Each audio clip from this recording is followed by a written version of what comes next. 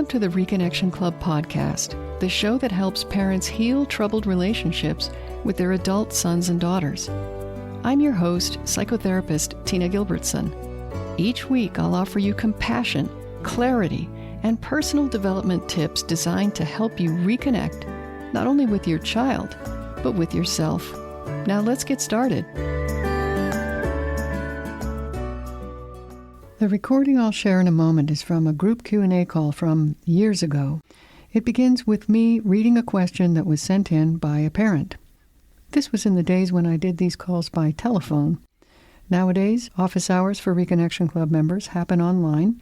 Questions are asked by parents themselves, and instead of just me answering them, much of the time we end up with a group discussion that is way more helpful than anything I could come up with on my own. But I'm sharing this Q&A because I think it's still relevant today. I'll say a few words on the other side, including an important caveat about contact during estrangement. First, here's the recording.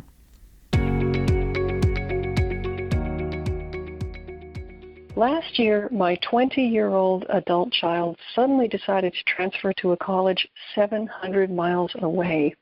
She went from daily calls, visits, or texts to a sudden text which indicated a need for space, feelings of being smothered, and needing to find out who she is. She then texted me a goodbye message. The message expressed love and a need to find happiness, together with her new phone number just prior to moving. After the move, a short text was sent which expressed that things had happened which I didn't know about in the past few months, and also that she had hurt and anger for things in the past I hadn't noticed, as had apparently been discussed with a new counselor I'd recently found for her, and coupled with a wish not to hurt me as she loved me. My reply text was brief, loving, and indicated that I wanted to listen and understand when she was ready to share this with me. This was, however, almost a year ago. Over this past year, I have sent occasional texts, maybe once a month, which are always positive and succinct, never asking questions. Sometimes there's a reply, sometimes not. I have been getting very brief texts, maybe every 4 weeks or so, including Happy Mother's Day, I love you, and Happy Birthday, Mom, I love you. No visits home, even for holidays. No phone calls or visits with siblings or extended family members who were very close with her. My question is whether I just wait for her to tell me what the hurt and anger is about, or try to initiate a text conversation. She is loved and missed. And I want to say that I think with this question, it wasn't indicated whether it was a daughter or a son. I just took a pic and called the child a she so that I didn't have to keep saying the adult child. So I apologize if I've got that wrong, but I'm going on the assumption that it's a she. And I can tell how much you miss her. And from the information in your email, it sounds like she loves you very much, and that this is almost entirely a developmentally rather than personally motivated estrangement. I think from what you've shared that a good thing to do would be to stop reaching out and give her time to come to you when she's ready. And I base this on your words, which I'll read again here. She went from daily calls, visits, or text to a sudden text in which she indicated a need for space, feelings of being smothered, and needing to find out who she is. This is a textbook example of an adult child who truly loves her parents but just really needs psychological space to figure out who she is as an individual going forward into adult life. And this kind of estrangement is very common in families that are super close-knit, and they're used to either spending a lot of time together or talking to each other often, or both. So the hurt and anger that she mentioned are not likely, in my mind, to be the root cause of this estrangement, although, you may address them at some point, but she's not in a hurry to talk about those. And to me, again, that's an indication that she just needs space regardless, because remember, even if you give a spectacular apology for whatever happened, if the timing is not right, she's not coming back right now. So my recommendation here is pretty much the same as in question 5. always respect nature, and that's what it sounds like you're dealing with here. Now, if you are feeling panic or deep, deep sorrow or any other really intense emotion due to her absence, then I would suggest that you take some time to do some soul searching. I mean, it's normal to miss your 20-year-old when she moves away or when he moves away, but intense feelings of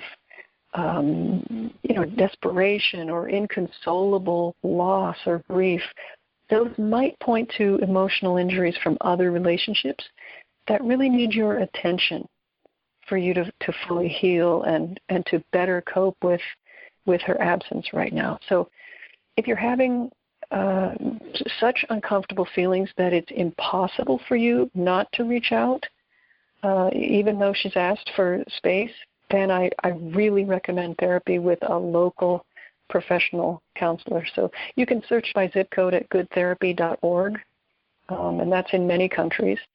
In the U.S., psychologytoday.com. No matter what, this is a time of life for good self-care.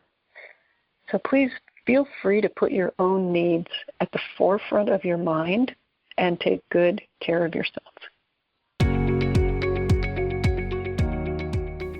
There is every reason to believe a young adult like this will come back eventually, even if it takes a while.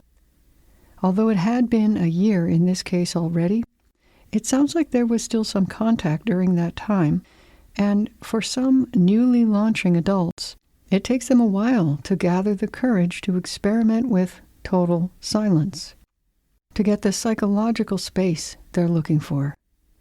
If all they need is space for a while, and if they get that space for long enough, there's no reason for them to stay away forever, especially from a relationship that has been a source of love and support in the past. But in the meantime, the parent in this case most likely does need to stop reaching out for now, and instead make sure her emotional needs, which we all have, are getting met elsewhere, so that when her child comes back, they will find a whole, not resentful parent waiting for them. Here's the caveat I mentioned earlier. This might not be true for you. Sometimes parents tell me, "I've stopped reaching out just like you say we should." But that is not a recommendation that automatically applies to everyone. Unless it makes sense for your situation, please don't assume that you should not reach out to your estranged adult child. Even a young adult, they're not all the same. If you're not sure what to do about your young adult's estrangement, a good first step is to try to understand why they are creating distance right now. You can't solve the problem if you don't understand it. If your child isn't providing that information, that's okay. It's not a dead end, because they're not the only source, and maybe not even the best source sometimes, of solutions. Help is at hand, though, in the form of this free podcast, my Reconnecting book, and the Reconnection Club Resource Library, our community, and office hours. I'll put some links in the show notes for you. Until next time, remember that you are a loving, lovable, and still growing human being. So please take good care of yourself. Bye for now. If you've enjoyed this episode of the Reconnection Club podcast, I invite you to check out reconnectionclub.com. The Reconnection Club is for parents at any stage of estrangement from their adult, child, or children. So whether you've just realized there's trouble between you, you've been living with estrangement for years, or you're newly reconciled but still walking on eggshells, the Reconnection Club is your essential resource for information, support, and continued personal growth. With our courses and workshops, expert interviews, monthly Q&A calls, and a friendly, active community, the Reconnection Club is a wonderful place to be for anyone suffering the pain of estrangement from an adult, child, or children. So check it out at reconnectionclub.com.